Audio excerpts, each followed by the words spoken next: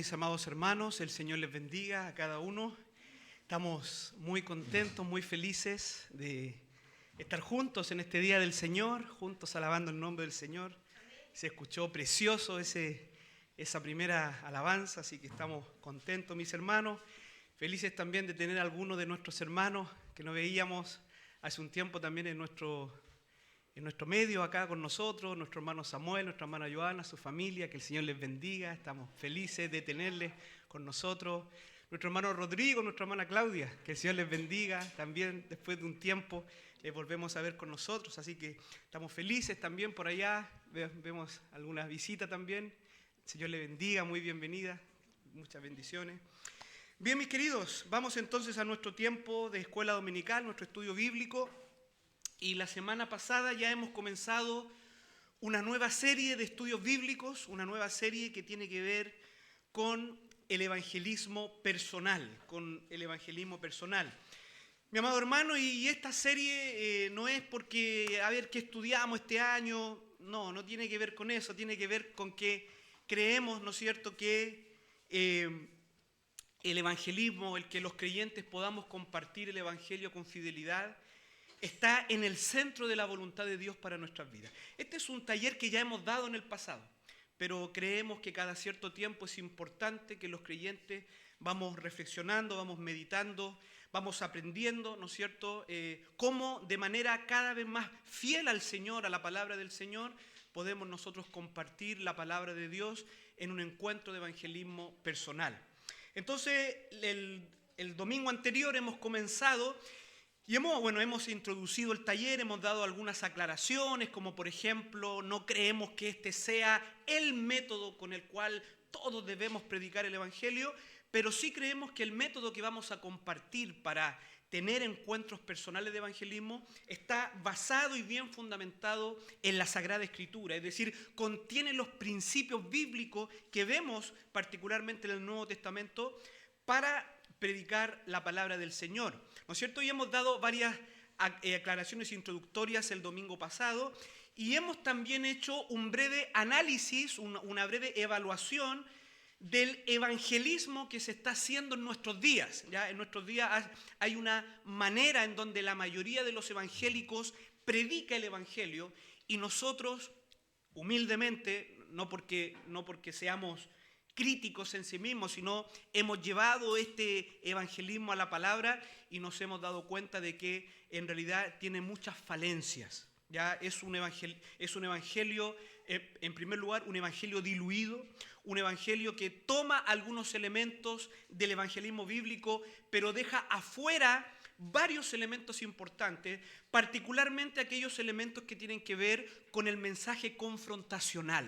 ¿No es cierto? En nuestros días, los evangélicos no queremos confrontar a las personas con su pecado. ¿Ya? Le tenemos tanto respeto a las personas que no queremos que se ofendan, porque no queremos que se vayan de nuestras iglesias, porque no queremos que nos rechacen en la calle. Entonces, ¿qué es lo que hemos hecho? Hemos hecho un mensaje con algunos elementos bíblicos, porque parece que es bíblico, suena a bíblico, pero en realidad estamos bastante lejos del evangelio que predicó Jesús y el evangelio que predicaron sus apóstoles.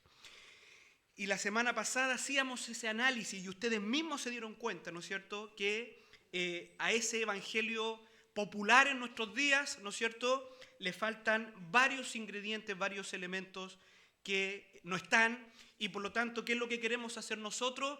Primordialmente queremos volver al evangelio, siempre la iglesia debe estar volviendo al evangelio y queremos volver a una práctica bíblica del evangelismo. ¿Ya? Entonces, de eso se trata este taller. Este taller tiene 8 series, 8 lecciones. Estamos hoy día en la segunda. Y hoy, mis hermanos, vamos a considerar un elemento fundamental en el evangelismo bíblico personal. Y quiero ya adelantarme, aquí hay una buena parte de hermanos que no hicieron este taller hace 2 años atrás cuando lo hicimos. Y lo que yo voy a compartir hoy día, estoy seguro que para muchos, al menos al principio, les va a parecer bastante extraño, ¿ya? Bastante extraño. Probablemente no han considerado, ¿no es cierto?, lo que es este elemento que hoy día yo voy a compartir como parte del evangelismo, como parte de la manera bíblica de compartir el evangelio. Me refiero, mis amados hermanos, al lugar de la ley de Dios en el evangelismo de persona a persona. Repito, hoy día vamos a hablar, ¿no es cierto?, acerca de la ley de Dios en el evangelismo de persona a persona. Y cuando yo voy a hablar de aquí en adelante de la ley de Dios, me voy a referir particularmente a los 10 mandamientos. A los 10 mandamientos, es decir, a este aspecto de la ley de Dios que es trascendental, a este aspecto de la ley de Dios que nosotros como cristianos y particularmente como una iglesia bautista reformada, creemos que está vigente, ¿ya? Nosotros creemos que los 10 mandamientos, incluyendo el 4.º mandamiento, está vigente para los creyentes hoy día, ¿ya? Entonces, para todos sus efectos, cuando yo en este estudio mencione y hable acerca de la ley de Dios, voy a estar hablando particularmente de los 10 mandamientos. No voy a estar hablando ni de la ley ceremonial del Antiguo Testamento, ni de la ley civil del Antiguo Israel. Voy a estar hablando particularmente de los 10 mandamientos de la ley moral de Dios. Bien, entonces vamos a comenzar este estudio, ¿no es cierto? Ahí está el Evangelio y el uso de la ley, bases bíblicas e históricas. Yo hoy voy a demostrar, mi amado hermano, con la palabra de Dios, pero también con la historia de la iglesia, que la ley de Dios, ¿no es cierto?, los 10 mandamientos tienen un lugar fundamental, un lugar predominante en el evangelismo bíblico. Y lo voy a demostrar con la palabra y también con la historia. Entonces, ese es el título que lleva hoy día nuestro estudio.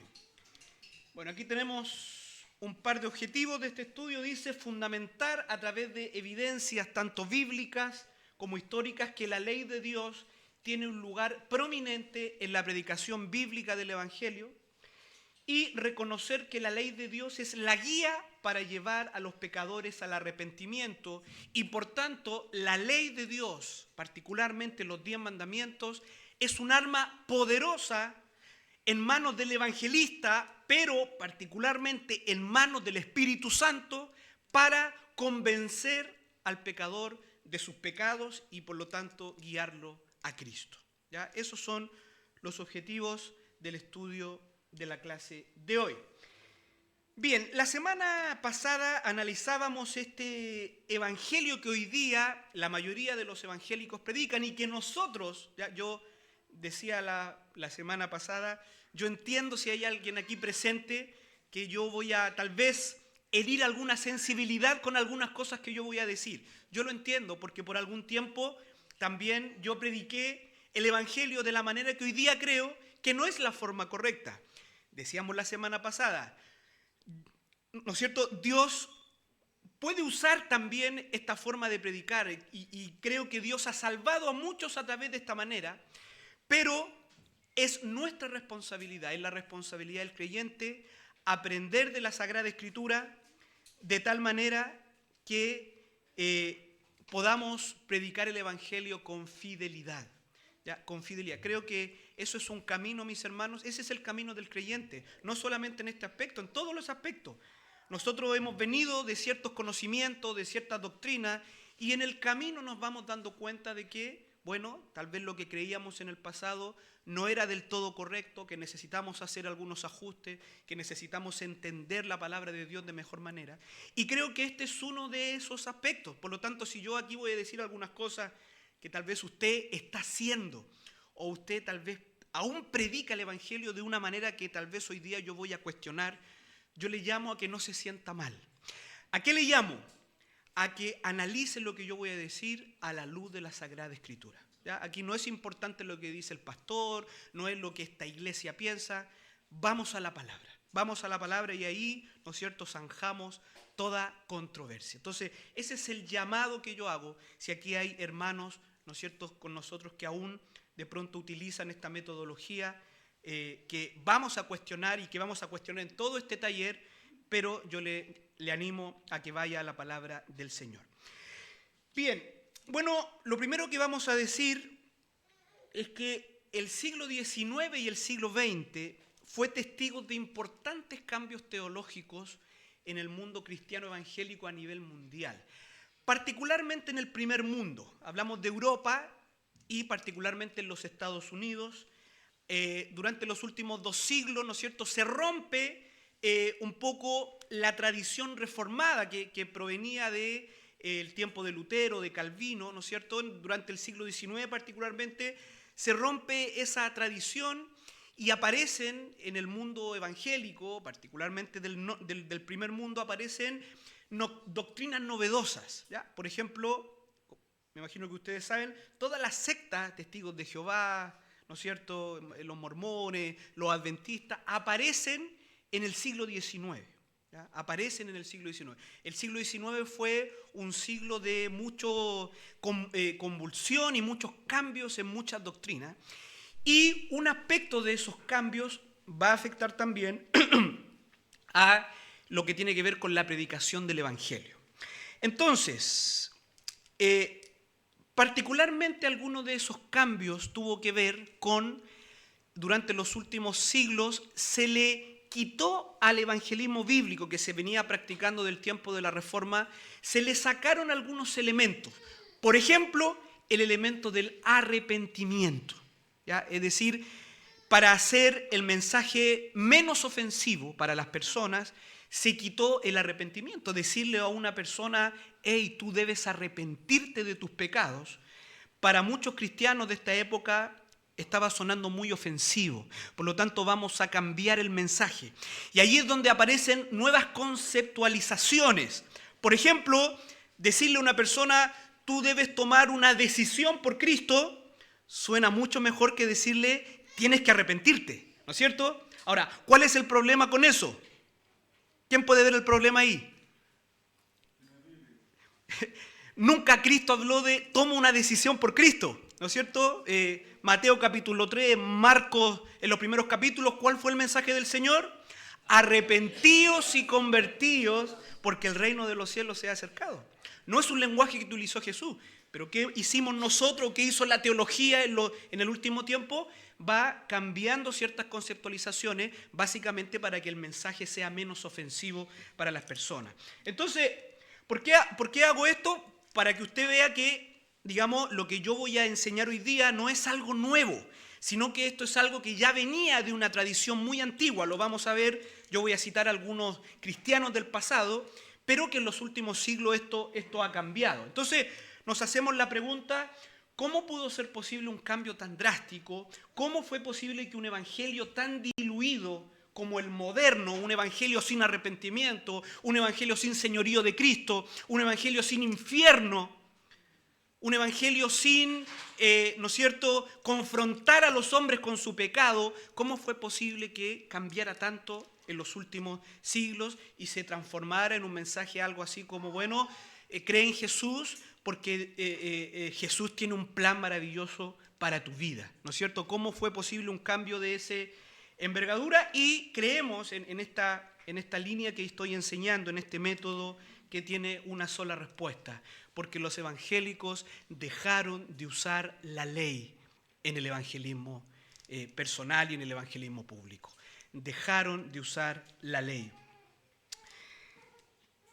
Entonces, la gran conclusión fue que ya no se debería llamar al arrepentimiento a los pecadores y no se debería presentar a Cristo como a Señor, sino solo como un Salvador. ¿Ha escuchado eso?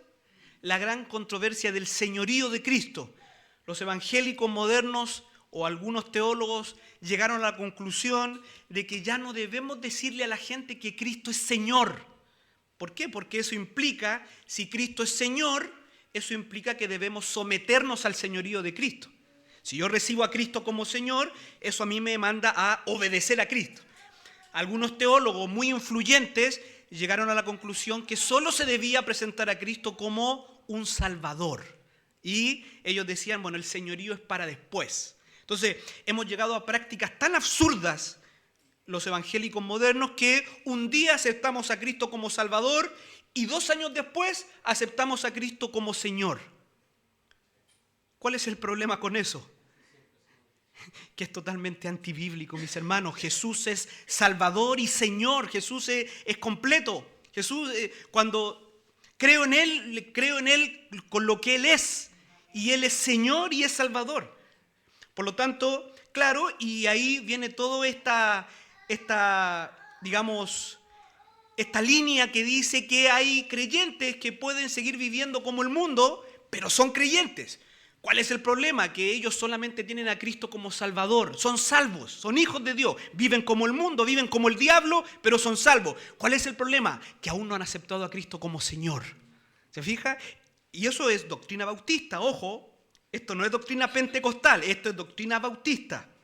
Y criticamos a los pentecostales porque los pentecostales separan el bautismo del Espíritu en una segunda experiencia. Pero nosotros creo que cometemos un error aún más profundo. Separamos la salvación en dos experiencias distintas, salvación y señorío. ¿Se fija? Y en ninguna parte la Biblia va a enseñar algo como eso. Bueno, creemos que todos esos errores, mis amados hermanos, se desprenden de que los evangélicos, los predicadores en algún momento dejaron de usar la ley en un encuentro evangelístico personal. El evangelio moderno entró en la iglesia con fuerza cuando se dejó de usar la ley en la presentación del evangelio. La ley tiene un lugar prominente en la conversión de los pecadores a Cristo. Mis hermanos, la ley es sumamente importante en el evangelismo porque le dará al pecador un claro conocimiento de sus pecados y un temor reverente del juicio venidero. Así que, sin la ley, el pecador difícilmente se va a arrepentir verdaderamente, porque sin la ley de Dios, el pecador no tiene un conocimiento bíblico de sus pecados, ni tampoco tiene un buen entendimiento del juicio de Dios que está por venir. Algunos textos para que aproximarlo a esta verdad de la ley de Dios. Miren lo que dice el Salmo 19. La ley de Jehová es perfecta. ¿Qué es lo que hace la ley de Jehová? Convierte el alma. ¿Qué queremos nosotros cuando predicamos el evangelio?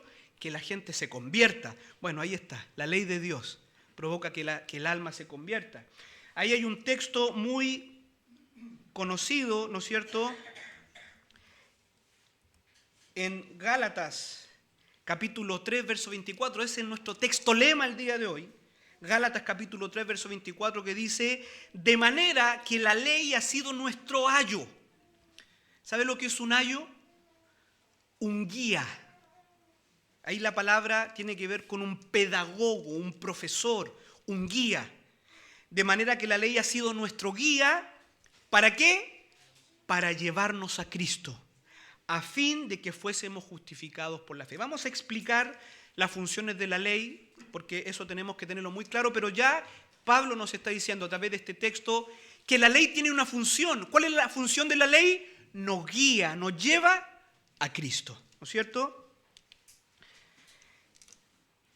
Bien, entonces, tenemos otro texto ahí importante, Romanos 3, 19 y 20. Romanos 3, 19 y 20 dice: pero sabemos que todo lo que la ley dice, lo dice a los que están bajo la ley. Pregunta, ¿quiénes son los que están bajo la ley? ¿Solo los judíos están bajo la ley? Todos estamos bajo la ley. Incluso, ¿no es cierto? Pablo lo explica en los primeros capítulos de Romanos, incluso aquellos que nunca han leído los 10 mandamientos. Ellos también bajo la ley, están bajo la ley moral de Dios, bajo esa ley que Dios escribió en sus corazones al momento de crearles, lo que también se llama la ley de la conciencia. Por lo tanto, el argumento de Pablo en los primeros capítulos de Romanos es que todo hombre está bajo la ley moral de Dios. Todo hombre está bajo la ley. Y él concluye en verso 19 del capítulo 3. Pero sabemos que todo lo que la ley dice, lo dice a los que están bajo la ley. Mire, ¿para qué? ¿Para qué? Para que toda boca se cierre y todo el mundo quede bajo el juicio de Dios. ¿Ha tenido algún encuentro evangelístico donde la persona no se calla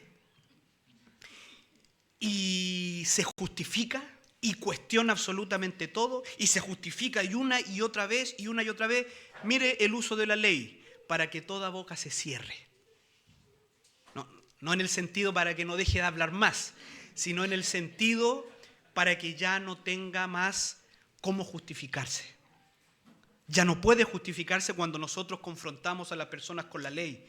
Entonces, para que toda boca se cierre y todo el mundo quede bajo el juicio de Dios, ya que por las obras de la ley ningún ser humano será justificado delante de él, porque por medio de la ley es el conocimiento del pecado. Mire, vamos a ir avanzando con el argumento.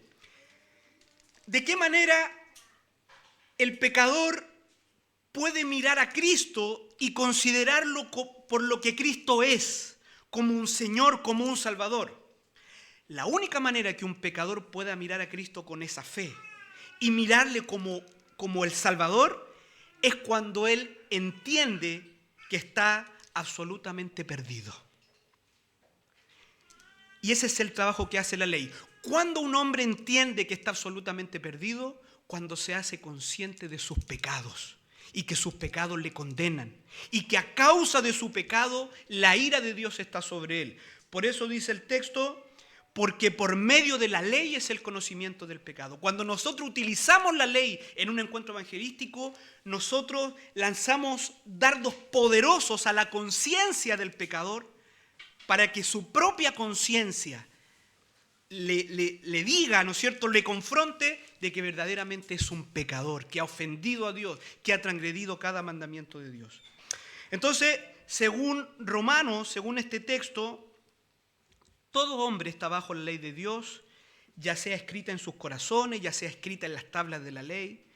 Pero este texto dice que el propósito de la ley es que toda boca se cierre y todo el mundo quede bajo el juicio de Dios. Es decir, que el pecador deje de justificarse. La ley le da un conocimiento absoluto, concluyente acerca de sus pecados.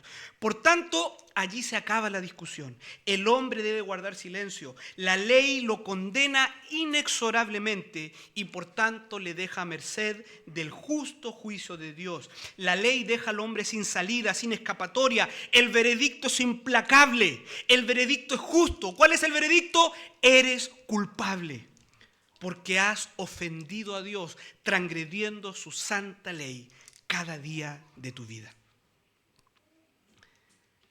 Hermanos, ese es el trabajo de la ley. El trabajo de la ley es confrontar al hombre con su pecado y mostrarle al hombre que es culpable delante de Dios. Ahora bien, como les decía, ¿por qué es tan importante el trabajo de la ley en un encuentro evangelístico? Porque nadie deseará ni comprenderá verdaderamente la salvación si no entiende primeramente que está condenado, que está perdido. Jesús nunca será reconocido como Salvador si el pecador primeramente no comprende de qué debe ser salvado. Mire, déjeme darle un ejemplo muy práctico. Piense, supongamos, ¿no es cierto?, que yo en este mismo instante yo saco una soga, ¿no es cierto?, una cuerda de este lugar y yo, ¿no es cierto?, la lanzo a alguno de ustedes, mi hermano Claudio, agarra esa soga. Probablemente el hermano Claudio va a decir, ¿qué le pasa al pastor? ¿No es cierto?, está desvariando, ¿no es cierto?, no tomó desayuno hoy día, ¿no es cierto? Sería un acto incomprensible que yo en este contexto le lanzara una soga al hermano Claudio. Incomprensible. Supongamos que en el verano, ¿no es cierto?, vamos a una piscina, un paseo de iglesia. El hermano Claudio no sabe nadar, ¿no es cierto?, y para mostrar sus dotes, ¿no es cierto?, qué sé yo, de nadador, de que lo vean ahí como se lanza un piquero, se tira a un lugar hondo de la piscina. Y el hermano Claudio se comienza a ahogar. Y ahora sí vengo yo con la soga, le lanzo la soga, y ahora sí el hermano Claudio se agarra de esa soga y puede salir. O a un río, qué sé yo. Piense, ¿tiene sentido ahora ese acto que yo hice ahí cuando él se estaba ahogando? Ahí sí tiene sentido. Bueno, eso es lo mismo, es una analogía cuando nosotros le presentamos directamente a Cristo a las personas como un Salvador. Es como el primer ejemplo. Las personas mayormente, sí, pueden entender el argumento, pero en realidad no tiene mucho sentido para ellos. No tiene mucho sentido para ellos presentarle a Cristo como el Salvador de sus vidas. ¿Por qué? porque ellos no entienden de que están, de que necesitan a Cristo, de que necesitan salvación. Entonces, ese es el trabajo que hace la ley. La ley pone al hombre en una situación en donde se está ahogando, en donde desesperadamente necesita un Salvador, donde el hombre entiende que va al infierno, de que la ira de Dios está sobre él porque ha transgredido toda su vida la ley de Dios. Entonces, ahí cuando el hombre entiende su condición delante de Dios y le presentamos a Cristo como el Salvador, entonces allí sí tiene sentido, porque el hombre entiende que está condenado y que necesita desesperadamente un Salvador. Por tanto, mis hermanos, la ley es una herramienta poderosa en las manos del evangelista y, por cierto, en las manos del Espíritu Santo para guiar a los pecadores a Cristo. Ahora bien, alguien podría decir, es interesante y puede ser lógico lo que tú dices, hermano, pero esta es la madre de las preguntas. ¿Es bíblico lo que estoy diciendo acerca del uso de la ley en el evangelismo? Aquí tal vez alguno nunca había escuchado algo como eso. Bueno, vamos a ver si lo enseña o no la Biblia. Esta es una práctica que está sustentada en las Escrituras. Bien, vamos entonces. Durante los tiempos del Nuevo Testamento se usaba la ley en el evangelismo personal. Cristo usaba la ley a menudo en su trato con las personas, ¿ya? Particularmente con la gente soberbia, con la gente arrogante, con la gente que tiene un corazón duro para las cosas de Dios, que es el caso de la mayoría de las personas, ¿no es cierto? Entonces, por ejemplo, vemos a Jesús usando la ley moral de Dios, los 10 mandamientos, para mostrarle al joven rico que no era tan justo como creía. Vamos a este texto porque este texto es muy interesante. Lucas capítulo 18. Vaya, por favor.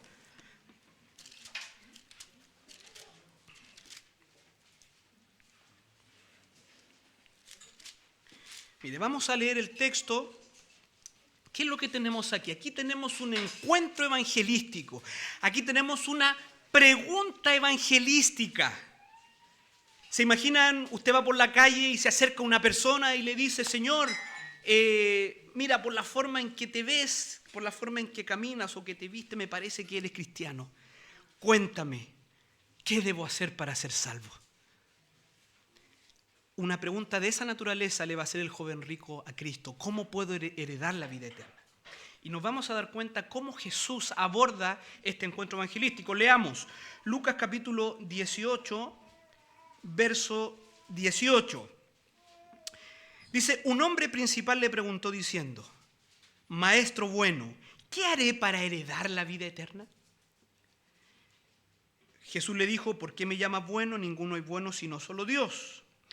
Miren lo que dice el versículo 20. Y esta es la respuesta de Jesús. Los mandamientos sabes, no adulterarás, no matarás, no hurtarás, no dirás falso testimonio, honra a tu padre y a tu madre. Fíjese, esa es la respuesta de Jesús. Jesús le cita varios mandamientos al joven rico. Recuerden, es una pregunta evangelística. ¿Qué debo hacer para ser salvo? ¿Y cuál es la respuesta de Jesús? Antes de aclararle el tema de por qué me llamas bueno, no nos vamos a meter ahí. Vamos a la respuesta que le da el Señor. ¿Conocen los mandamientos? No adulterarás, honra a tu padre y a tu madre. Y le cita varios mandamientos. Es extraño, ¿no? Es muy extraño. Miren lo que responde el joven rico, verso 21. Él le dijo, todo esto lo he guardado desde mi juventud. Ya el joven rico dice, tranquilo conmigo, Señor, porque yo he cumplido todos estos mandamientos. Verso 22, Jesús oyendo esto le dijo, aún te falta una cosa. Vende todo lo que tienes y dalo a los pobres y tendrás tesoro en el cielo y ven y sígueme. Mire la respuesta del Señor. Yo les hago una pregunta. ¿Es un requisito para seguir a Jesús vender nuestras casas y nuestras posesiones? ¿Es un requisito? No. Pero Jesús se lo está diciendo al joven rico. Verso 23, mire. Entonces él, oyendo esto, se puso muy triste porque era muy rico. Al ver Jesús que se había entristecido mucho, dijo, cuán difícilmente entrarán en el reino de Dios los que tienen riquezas, porque es más fácil pasar un camello por el ojo de una aguja que entrar un rico en el reino de Dios. Bueno, ahí termina la conversación. En otros textos, por ejemplo en Mateo, dice que el joven rico se fue, ¿no es cierto? Y hasta ahí quedó la conversación. Mis hermanos, ¿qué hubiéramos hecho la mayoría de los evangélicos ante una pregunta como esa? ¿Cómo hubiéramos respondido cuando alguien nos pregunta, ¿qué debo hacer para ser salvo? Acepta a Jesús en tu corazón, les hubiéramos dicho. La mayoría de los evangélicos hoy día le hubieran respondido, ¿no es cierto? Bueno, tienes que aceptar a Jesús en tu corazón. La mayoría de los evangélicos lo hubieran guiado a repetir una oración. Bueno, ahora aceptaste a Jesús y bueno, ahora repite conmigo, Señor Jesús, le hubiéramos hecho repetir una oración, le hubiésemos llenado una tarjetita de decisión y luego hubiésemos dicho al mundo que, ¿no es cierto?, hemos ganado un alma para Cristo, ¿no es cierto? Pero aquí vemos algo totalmente distinto, ¿no es cierto? Aquí tenemos la pregunta perfecta, ¿no es cierto? ¿Qué le hubiésemos dicho a Jesús? Póngase en el lugar de los apóstoles. Le hubiésemos dicho, Señor, era un momento perfecto. ¿Por qué lo confrontaste con la ley? ¿Por qué no le dijiste que tú eras el Señor? ¿Por qué? ¿No es cierto? Pudo haber causado cierta controversia. Le hubieran dicho, Jesús, dile que tú tienes un plan maravilloso para su vida, que es un joven genial, su posición en la sociedad, que está todo bien con él, que tú no estás aquí para juzgarlo, pero que solo le falta una cosa, le faltas tú, ¿no es cierto? De esa manera, dile que te acepte en su corazón, haz que repita las palabras mágicas y luego declárale salvo y por último, dale seguridad de salvación. Eso es lo que hacen comúnmente los creyentes en este tiempo. Ciertamente es un sarcasmo lo que acabo de decir, pero lamentablemente es un sarcasmo real. La mayoría de los evangélicos, en base a cómo evangelizan hoy día, estarían en serios problemas con la forma en que Jesús respondió al joven rico. Piensa en el texto que hemos leído. Ante esta pregunta que tenía que ver con salvación, increíblemente Jesús confrontó a este hombre con la ley de Dios. Si usted lee a Mateo, Mateo dice que Jesús sintió compasión por el joven. Mateo dice que Jesús le amó a este joven. Por lo tanto, no es que Jesús quería alejarlo de la salvación, no es que Jesús estaba en un mal día, no. Dice que Jesús le amó, pero le confrontó con la ley. Jesús conocía el corazón de este joven, sabía que era un hombre soberbio, un hombre orgulloso, un hombre que creía ser una buena persona. De ahí la primera respuesta que le da Jesús. No hay ninguno bueno sino solo Dios. Ya Jesús le desliza algo para su corazón. Este hombre creía ser bueno, creía ser una buena persona. En realidad con su pregunta el hombre estaba esperando un reconocimiento por parte del Señor. Y aún en su respuesta no perdió oportunidad para exhibir su propia justicia. No, Señor, yo he guardado todos estos mandamientos desde mi juventud. Él se presentó, ¿no es cierto?, como alguien que guardaba la ley, pero el Señor sabía que en realidad este hombre era un idólatra. Era un idólatra. Su Dios eran las posesiones materiales. Aquí Jesús en ninguna manera está presentando el guardar la ley como un camino de salvación. El único camino de salvación que presenta toda la revelación bíblica es el arrepentimiento y la fe. Pero la única manera que un pecador pueda arrepentirse es siendo convicto de su pecado. Entonces Jesús aquí está utilizando la ley para convencer al hombre de su pecado y que convenciéndose de sus pecados pueda arrepentirse y pueda ser salvo. Después de afirmar que él había guardado todos los mandamientos que se relacionan con el amor al prójimo, lo que le mostró al joven rico su pecado fue la esencia del primer y segundo mandamiento. Cuando Cristo le dijo que vendiera todo lo que tenía para seguirle, ¿qué hizo Jesús? Le tocó su ídolo, ¿no es cierto? Le tocó su ídolo. O sea, el Dios de este joven eran las riquezas, era el dinero.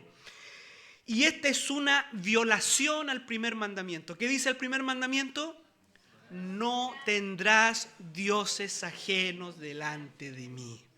Y este joven tenía un dios que se llamaba Mamón. que eran las riquezas, que eran sus posesiones. Al darle más prioridad a sus posesiones, el joven violó los 2 primeros mandamientos.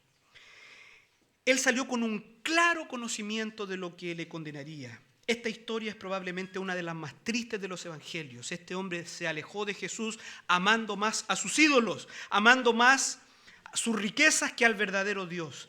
Ahora bien, mis hermanos, noten algo también en esta historia. Es interesante que no vemos a Jesús cuando este joven se va, no le vemos saliendo, corriendo detrás del hombre y diciendo, no, espera, mira, en realidad no era tan así la cosa, yo quería llegar a otro lado. No vemos a Jesús convenciéndole de un mensaje tal vez más amable, ¿no? Vemos a un hombre que se va amando sus pecados, amando sus pecados. No vemos a Jesús presentándole la gracia de Dios. Hermano, ¿no le llama la atención esto? Jesús no le habló del amor de Dios a este joven. Nosotros estamos, ¿no es cierto?, esto de el amor, y es correcto, Dios es amor. Pero aquí tenemos un encuentro evangelístico en donde Cristo nos habla del amor. ¿Qué es lo que hace? Lo confronta con su pecado. Lo confronta con su pecado. En realidad este hombre no quería un Salvador. No estaba buscando verdaderamente a Dios. Este hombre rechazó la palabra del Señor de Dios. ¿Y sabe lo que hizo Cristo? Le dejó ir. Le dejó ir. No sabemos nada más de este joven. Si este joven no se arrepintió antes de su muerte, este joven rico hoy, en este momento, está en el infierno. Por cuanto amó más a los ídolos, amó más sus posesiones que a Cristo, que Dios hecho hombre que estaba allí. Entonces es interesante, ¿no es cierto?, este texto. Aquí tenemos un encuentro evangelístico de Cristo con un hombre rico y vemos, ¿no es cierto?, cómo se da. Creo que podemos aprender varias cosas desde allí.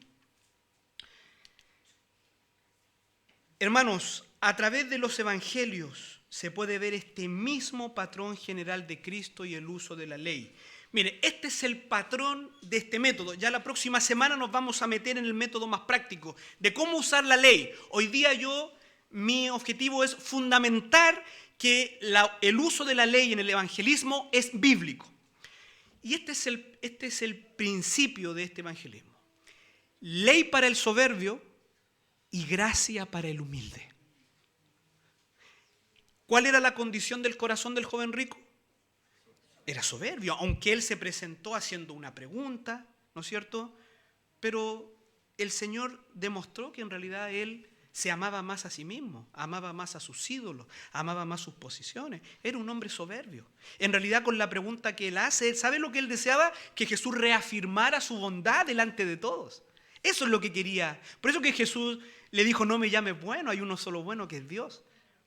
Entonces, este es un patrón que usted va a ver en prácticamente todos los encuentros evangelísticos personales de Cristo. Ley para el soberbio, cuando venían hombres para probarle, cuando venían hombres para ponerle, ¿no es cierto?, en entredicho y le hacían preguntas evangelísticas, usted nunca va a ver a Jesús hablándole del amor de Dios ni de la gracia de Dios. Usted va a ver a Cristo siempre confrontándole con la ley.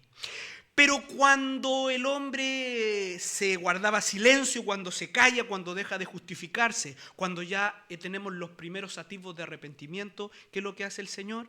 Allí Él se presenta como quien Él es. Lo mismo van a hacer los apóstoles. Ahí, cuando ya hay arrepentimiento, cuando hay un reconocimiento, cuando hay humildad, ahí entonces la gracia.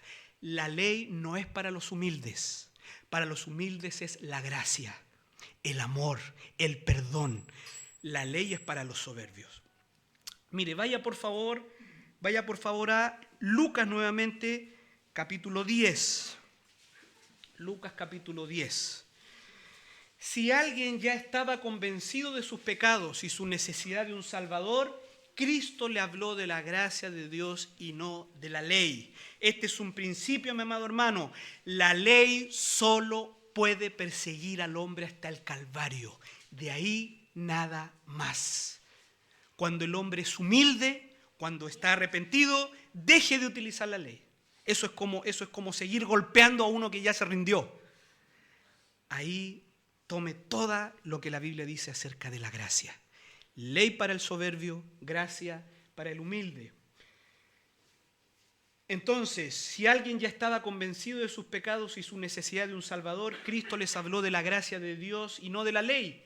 Pero con la gente soberbia, orgullosa, Él usaba la ley para darle un conocimiento de sus pecados, mostrarle el peligro que corrían y así guiarles a la salvación. Mire, vaya a Lucas entonces 10:25. Lucas 10:25. Ahí también tenemos otro encuentro evangelístico. Dice el verso 25: y he aquí un intérprete de la ley se levantó y dijo, ¿para qué? Para probarle. ¿Había ahí un corazón humilde? No, había un hombre con malas intenciones, un hombre soberbio. Maestro, ¿haciendo qué cosas heredaré la vida eterna? ¿Qué responde Jesús? Bueno, tienes que recibirme en tu corazón. Eso tienes que hacer para heredar la vida eterna. ¿Qué le responde el Señor? ¿Qué está escrito en la ley? ¿Cómo lees? Verso 27, aquel respondiendo dijo, amarás al Señor tu Dios con todo tu corazón, con toda tu alma y con todas tus fuerzas y con toda tu mente y a tu prójimo como a ti mismo. Jesús le dijo, bien has respondido, haz esto y vivirás. Se fija, pregunta, ¿es la ley el camino para la salvación? No, eso el Evangelio enseña que solo la gracia de Dios por medio de la fe es el camino de salvación. Pero aquí tenemos a un hombre soberbio, un hombre que cree guardar la ley, es un intérprete de la ley. Estos hombres eran soberbios, eran arrogantes. Él quería destruir la reputación de Cristo, quería probarle, quería avergonzarle delante del público. Entonces, ¿qué es lo que hace Jesús? Bueno, ¿crees que ha guardado la ley? Bueno, tienes que guardar la ley para ser salvo. Entonces, lo confronta con la ley. Verso 29. Pero él, queriendo justificarse a sí mismo, dijo a Jesús, ¿y quién es mi prójimo? Y ahí viene la historia, ¿no es cierto?, del buen samaritano, que a través de esa historia, tal vez nunca lo habíamos visto de esa manera, pero a través de esa historia, ¿sabes lo que está haciendo Jesús con este intérprete de la ley? Lo está confrontando con la ley, con que él realmente no ama a su prójimo. Él odia a los samaritanos. Y un samaritano, incluso, ¿no es cierto?, guarda mejor la ley que él mismo. Entonces, a través de esa historia, el Señor le confronta a este intérprete para confrontarlo con su pecado. Realmente tú no amas a tu prójimo, tú no guardas la ley. Y de esa manera es el camino para la salvación. Otra vez, el Señor respondiendo con la ley ante una pregunta acerca de la salvación. En este caso, Lucas nos dice explícitamente que este hombre era soberbio, ya que quería justificarse a sí mismo. Otra vez, mis hermanos, esto no quiere decir que Jesús está enseñando salvación por ley, sino que esta era su respuesta para el soberbio, para el rico idólatra, para el intérprete arrogante. Solo la ley podía hacer que la boca de estos hombres callase y pudieran entender el justo juicio de Dios por sus pecados. Si usted sigue leyendo, este hombre decía amar a Dios, pero en realidad aborrecía a su prójimo. Y a través de la parábola del buen samaritano, el Señor lo confronta con su pecado de no amar a su prójimo. Otra vez aquí está el principio, ley para el soberbio. Al soberbio es preciso cerrarle la boca, que comprenda el juicio de Dios por sus pecados, que abandone su propia justicia, que en realidad no tiene, que no le sirve, y que desee la justicia de Dios, que es lo único que le puede salvar. Y este es el trabajo preliminar de la ley. Ahora, si usted, por ejemplo, no lo vamos a hacer por razón de tiempo, usted ve el caso de la mujer samaritana. Ahí tenemos otro encuentro evangelístico, Juan capítulo 4. ¿Qué tenemos ahí? Una conversación evangelística con una mujer, con la mujer samaritana. ¿Qué es lo que hace el Señor? ¿Le confronta con la ley, sí o no? Al principio sí. Con el séptimo mandamiento, no adulterarás. ¿Cuántos maridos había tenido la mujer? 5, ¿sí? 5 maridos tiene y el que tienes ahora no es tu marido. ¿Qué está haciendo el Señor? La está confrontando con el 7º mandamiento, no adulterarás. Pero ¿qué vemos aquí en esa conversación? En el transcurso de la conversación, primeramente el Señor le confronta con su pecado, pero vemos que la mujer va bajando, ¿no es cierto? Va bajando su actitud, vemos que ya comienza a hablar de adoración. ¿Y qué es lo que finalmente hace el Señor? Se presenta a sí mismo. Yo soy. Ella habla acerca del Mesías. Esa mujer estaba esperando al Mesías. Se fija, ahí hay una actitud más humilde. Estamos esperando al Mesías. Entonces, ante esa actitud de una mayor humildad, de alguien que está esperando lo que dice la palabra, el Señor le dice, con el que hablas yo soy. Y ahí es donde esta mujer nuevamente va Entonces ahí tenemos un encuentro evangelístico en donde finalmente el Señor se presenta. ¿Por qué? Porque la mujer samaritana fue bajando ese corazón, ¿no es cierto?, de querer discutir, que dónde se adora, aquí y allá. No obstante, el Señor comienza con la ley. En este caso, con el 7º mandamiento, no adulterará. Ahora, ¿se recuerdan el caso del carcelero de Filipos? Hechos capítulo 16, por ahí. ¿Qué tenemos ahí? ¿Se acuerdan? Pablo y Silas en la prisión cantando himnos. Hay un terremoto, ¿no es cierto? Ahí está el carcelero. El carcelero cree que se han escapado todos, se va a suicidar. Pablo le dice, detente, estamos todos aquí. Y dice que este hombre cae, ¿no es cierto? ¿Y cuál es la pregunta que le hace a Pablo y a Silas? ¿Se acuerdan o no? ¿Qué debo hacer para ser salvo? La misma pregunta del joven rico, la misma pregunta del intérprete de la ley. Pero ¿cuál es la respuesta de Pablo? ¿Conocen los mandamientos? ¿Se acuerda? No. ¿Qué le dice el apóstol Pablo? Cree en el Señor Jesucristo y serás salvo tú y tu casa. ¿Qué tenemos ahí? Recuerden, ley para el soberbio y gracia para el humilde. Ese carcelero de Filipo ya estaba arrepentido, ya no necesitaba la ley. ¿Qué debo hacer para ser salvo? Era una pregunta honesta. Probablemente el impacto de los apóstoles le cautivó, probablemente estos himnos que ellos cantaban en la prisión, tal vez conversaron, no sabemos. Lo que sí sabemos que en la mañana de esa noche este hombre estaba arrepentido. Y este hombre había creído o había entendido que estos hombres, Pablo y Silas, traían un mensaje de salvación. Y él preguntó, ¿qué debo hacer para ser salvo? Y la respuesta fue, cree en el Señor Jesucristo y serás salvo. Ahí había que darle la gracia, porque el hombre ya estaba arrepentido. Ahí no debemos utilizar la ley. Bien, el uso de la ley entonces en el evangelismo. Aquí tenemos algunos textos. Yo les dije que yo quería probar primeramente bíblicamente. Hemos visto en la narrativa de los evangelios, de las cartas, que en los encuentros evangelísticos se utilizaba la ley para el soberbio y la gracia para el humilde. Ahora, ¿qué dice la doctrina? ¿Qué dice la doctrina? 1 Timoteo capítulo 1, versículo del 8 al 11. Fíjese, dice, pero sabemos que la ley es buena si uno la usa legítimamente. ¿Se fija? Hay una forma de utilizar la ley que es correcta y una forma incorrecta. ¿Cuál sería una forma incorrecta o ilegítima de utilizar la ley? Para salvación.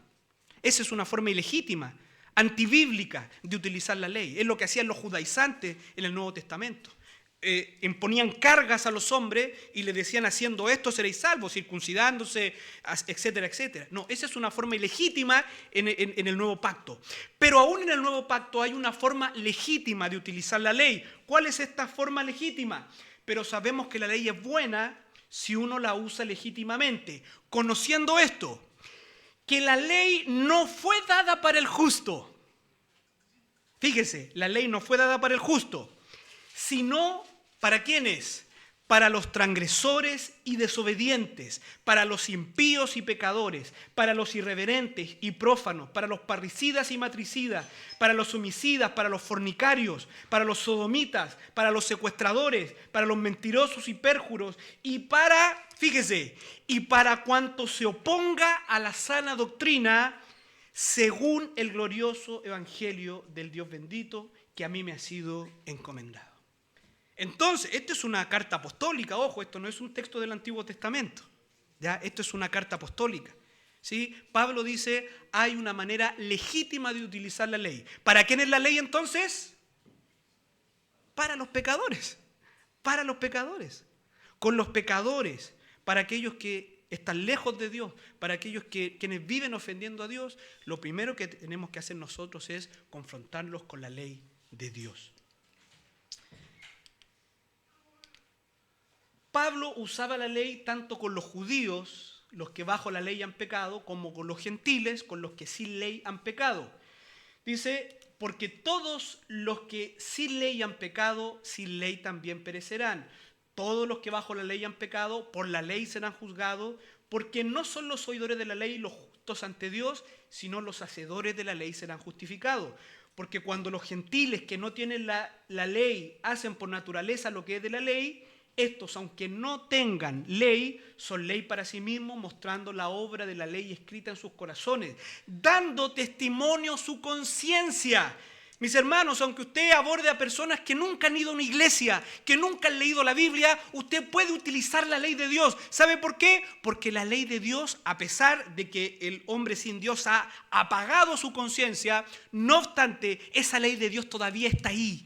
Todo hombre tiene un conocimiento básico de los 10 mandamientos. Todo hombre sabe que mentir está mal. Todo hombre sabe que meterse con la mujer del vecino es pecado. Incluso eso lo saben los hombres que nunca han tenido ninguna relación con la civilización. Hay algunos que han dicho que esto de la ley, esto es porque lo aprendemos, porque desde niños nos enseñan los padres.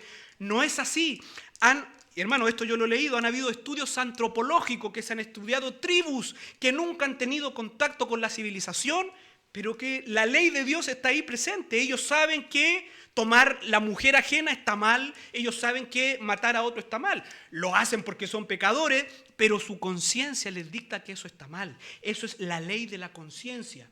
Por lo tanto, no importa que alguien no conozca las cosas de Dios, que nunca haya ido a una iglesia, que nunca haya leído la Biblia, la ley de Dios está en su conciencia y usted puede, ¿no es cierto?, trabajar ahí también en la conciencia de los pecadores. ¿No es cierto? Y acusándoles o defendiéndoles sus razonamientos en el día que Dios juzgará por Jesucristo los secretos de los hombres conforme a mi evangelio.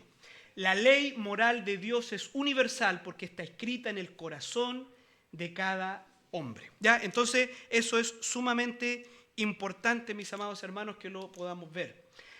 Mire, ya hemos visto un resumen bíblico del por qué la ley es bíblico utilizarla en un encuentro evangelístico. Ya hemos visto la narrativa, los encuentros evangelísticos de Jesús, hemos visto algunos pasajes doctrinales. Veamos brevemente, mis hermanos, qué dice la historia. ¿Qué dice la historia de la iglesia con respecto al uso de la ley?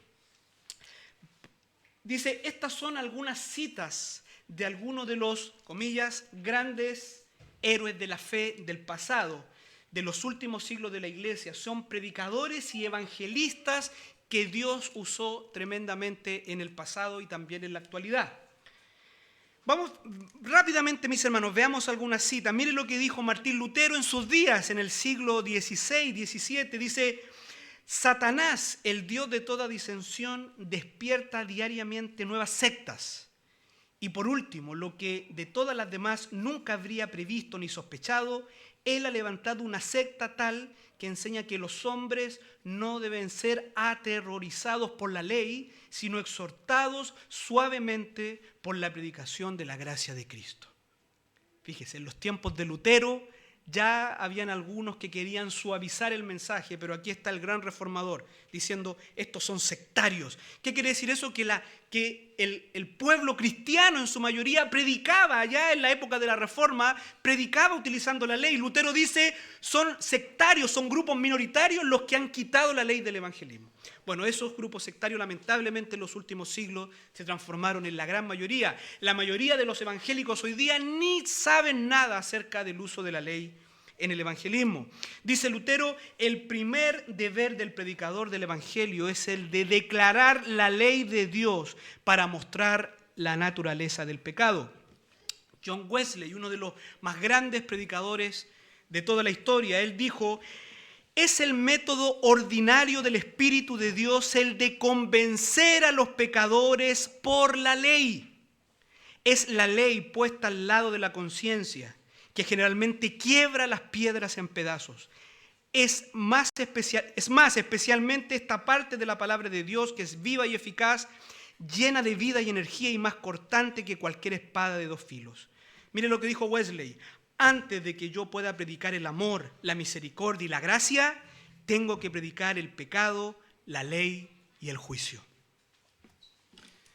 ¿Qué dijo otro de los más grandes predicadores al aire libre, tal vez de todos los tiempos? George Whitefield, predicador del siglo XVIII. Él dijo, predicando a un grupo de pecadores, Whitefield dijo lo siguiente: primero, entonces, antes de que ustedes puedan hablar a sus corazones de paz, tienen que ser obligados a ver, sentir, llorar y lamentar sus transgresiones de la ley de Dios. Otro predicador llamado Absalom Ehr en el siglo XIX, un evangelista, dijo lo siguiente: yo he visto por mi larga experiencia que las amenazas más severas de la ley de Dios tienen un lugar prominente en guiar a los hombres a Cristo. Ellos tienen que verse perdidos antes de que clamaran por misericordia. No escaparán del peligro hasta que lo vean. ¿Se fija? Es lo que hemos estado hablando. J.C. Ryle, pastor, teólogo y escritor anglicano del siglo XIX, él dijo: las personas nunca se dirigirán decididamente hacia el cielo y vivir como peregrinos hasta que realmente sientan que están en peligro del infierno. Tenemos que exponer y machacar los 10 mandamientos para mostrar la anchura, la longitud, la profundidad y la altura de lo que exigen. Los hombres a los cuales el Espíritu lleva a Cristo son los que el Espíritu ha convencido de pecado. Hermanos, esto es muy relevante, esta frase. Los hombres a los cuales el Espíritu lleva a Cristo son los que el propio Espíritu ya ha convencido de pecado. ¿Recuerdan Juan 17 por ahí? La labor del Espíritu, lo que el Espíritu iba a venir a hacer al mundo. Él iba a venir a convencer de justicia, de juicio y de pecado.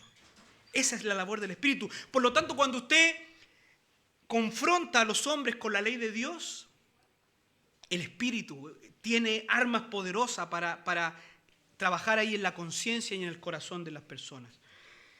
Sin una plena convicción del pecado, los hombres quizás parezcan llegar a Jesús y seguirle por un tiempo, pero pronto se apartan y vuelven al mundo. Charles Spurgeon, uno de nuestros predicadores, ¿no? Bautista, príncipe de los predicadores, ¿qué dijo Spurgeon? No creo que un hombre pueda predicar el evangelio sin predicar la ley. Bajo la mirada de Spurgeon, en los últimos años, ¿no es cierto?, hemos predicado poco el evangelio. En otra de sus citas él dice: quita la ley y usted amortigua la luz por la cual el hombre percibe su culpabilidad. Esto es una pérdida muy seria para el pecador, que más bien una ganancia para él, porque reduce la probabilidad de su convicción y conversión. Yo digo que usted le ha despojado al evangelio de su más potente auxiliar, su ayuda, arma más poderosa, cuando deja a un lado la ley. Le ha quitado el ayo que debe llevar a los hombres a Cristo. Ellos nunca aceptarán la gracia hasta que tiemblen ante una ley justa y santa. Por lo tanto, la ley tiene un propósito de suma importancia y nunca debe ser quitada de su lugar. Eso es lo que decía también Spurgeon en su tiempo. Otro grande evangelista de la historia, D.L. Moody, siglo XIX, dice: pregúntele a Pablo ¿para qué la ley fue dada? Aquí está su respuesta: para que toda boca se cierre y todo el mundo quede bajo el juicio de Dios. La ley cierra la boca de cada hombre. Yo siempre puedo saber si un hombre está cerca del reino de Dios. Su boca está cerrada. Esto entonces es para que Dios nos dio la ley, para mostrarnos a nosotros mismos exactamente como somos. La ley puede perseguir a un hombre hasta el Calvario, pero no más. Otra cita, yo se las leo ahí, no aparece. Este es Arthur Pink, ¿no es cierto? Dice, como el mundo no... Mire, esto es interesante. Como el mundo no estaba listo para el Nuevo Testamento antes que recibió el Antiguo, Como los judíos no estaban preparados para el ministerio de Cristo hasta que Juan el Bautista iba delante de ellos como su llamamiento reclamante al arrepentimiento, así los inconversos no están en condiciones hoy para el Evangelio hasta que la ley haya sido aplicada a sus corazones. ¿Por qué? Porque por la ley es el conocimiento del pecado. Es una pérdida de tiempo sembrar semilla en tierra que nunca ha sido arrancada con el arado o con la pala. Presentar el sacrificio vicario de Cristo a los cuya pasión dominante es la de llenarse de pecado, es dar lo que es santo a los perros. De ahí viene ese concepto, ¿no es cierto? Es dar las preciosas verdades de la palabra de Dios, particularmente de la gracia de Dios, a los burladores, a los que no quieren la gracia de Dios. Eso es como echar diamantes a los perros. Martin Lloyd-Jones, otro gran predicador del siglo XX, dice: un evangelio que meramente dice venga Cristo y lo ofrece como un amigo y ofrece una vida nueva y maravillosa sin convencer del pecado, no es el evangelio del Nuevo Testamento. La esencia del evangelismo es empezar predicando la ley. Y la razón por la cual tenemos tanto evangelismo superficial es que no se ha predicado la ley. El verdadero evangelismo siempre tiene que empezar con la ley. Otra cita de Lloyd-Jones: el problema con las personas que no están buscando a un Salvador y la salvación es que no entienden la naturaleza del pecado. Es la función peculiar de la ley, la de crear tal entendimiento en la mente y en la conciencia del hombre. Es por esto que los grandes predicadores evangelistas de hace 300 años, durante el tiempo de los puritanos, y hace 200, durante el tiempo de Whitefield y otros, siempre se dedicaban primero en lo que ellos llamaban el trabajo preliminar de la ley. Y por último, tenemos esta cita, ¿no es cierto?, de Packer y MacArthur. Dice Packer: si no vemos nuestras deficiencias a la luz de la ley y la santidad de Dios, de ninguna manera las veremos como pecados. Y MacArthur dice: la gracia de Dios no se puede predicar fielmente a los incrédulos hasta que se haya predicado la ley para revelar la naturaleza corrupta del hombre. Es imposible que una persona conozca completamente su necesidad de la gracia de Dios si no ve qué tan terriblemente ha fallado en guardar las normas de la ley de Dios. Entonces, allí tenemos no una, no dos, varias citas, ya, para que usted no crea que esto tal vez lo dijo tal o cual predicador. Aquí tenemos, diría yo, un caso contundente, tanto bíblico como histórico, en donde podemos entender que usar la ley de Dios, usar los 10 mandamientos en un encuentro evangelístico es sumamente relevante y sumamente importante para predicar fielmente el evangelio. La próxima semana yo les voy a compartir un método de cómo usar la ley, porque alguien se estará preguntando y dirá: bueno, entonces, ¿qué debo decirle a las personas? ¿Debo decir, bueno, mira, conocen los mandamientos, estos son los mandamientos? Bueno, la próxima semana vamos a compartir una forma de cómo interactuar con las personas acerca de cómo utilizar la ley. Por último, déjenme conectar con otros textos bien brevemente, ¿no es cierto? Si alguien ahí los quiere anotar, dice: el Nuevo Testamento declara varias funciones de la ley en relación con nuestra misión de buscar y salvar a los pecadores. En primer lugar, haciendo un resumen, ya esto es un resumen de las funciones de la ley de Dios. En primer lugar, la ley provee el conocimiento del pecado. ¿Ya? Si usted quiere que la persona entienda que es pecadora, usted no tiene que decirle: tú eres un pecador. Una, la persona ya lo sabe. Dos, la persona no entiende lo que significa realmente el pecado delante de Dios. Por lo tanto, cuando usted utiliza la ley de Dios, usted le provee a la persona un conocimiento del pecado, ¿no es cierto? Dice allá Romanos 3:20, porque por medio de la ley es el conocimiento del pecado. Ya ahí tenemos otro texto ¿Qué diremos pues? ¿La ley es pecado? En ninguna manera. Pero miren lo que dice Pablo. Pero yo no conocí el pecado sino por la ley, porque tampoco conociera la codicia si la ley dijera no codiciarás. En segundo lugar, la ley cierra la boca del pecador y lo pone bajo el justo juicio de Dios. Pero sabemos, ¿no es cierto?, que todo lo que la ley dice, lo dice a los que están bajo la ley, para que toda boca se cierre y todo el mundo quede bajo el juicio de Dios. La ley cierra la boca del pecador porque no le permite justificarse a sí mismo. Es el espejo de la perfecta ley moral de Dios. Uno puede verse exactamente como Dios le ve, porque la ley nos muestra realmente cómo Dios nos ve, como transgresores, como pecadores, ¿no es cierto? Ahí está 1 Juan 3:4, todo aquel que comete pecado infringe también la ley, pues el pecado es la infracción de la ley. Por lo tanto, el pecador se ve a sí mismo a la luz de la verdad y sabe que es culpable y digno de castigo. Por esto la Biblia dice que la ley lo pone bajo el juicio de Dios y ya el pecador no tiene ningún argumento. La ley también hace que el pecado abunde, ¿no es cierto? Si en el evangelismo usamos la ley primero, el pecado abunda. Según 1 Juan 3:4, cualquier infracción de la ley es pecado. Así que al enseñarle al inconverso la ley de Dios, le estamos mostrando sus propios pecados. Si tenemos tiempo, podemos ir uno por uno con los 10 mandamientos y podemos mostrarle al inconverso cómo ha transgredido cada uno de los mandamientos de Dios. Él ve que cada mentira blanca, ¿no es cierto?, es una infracción a la ley de Dios digna del castigo.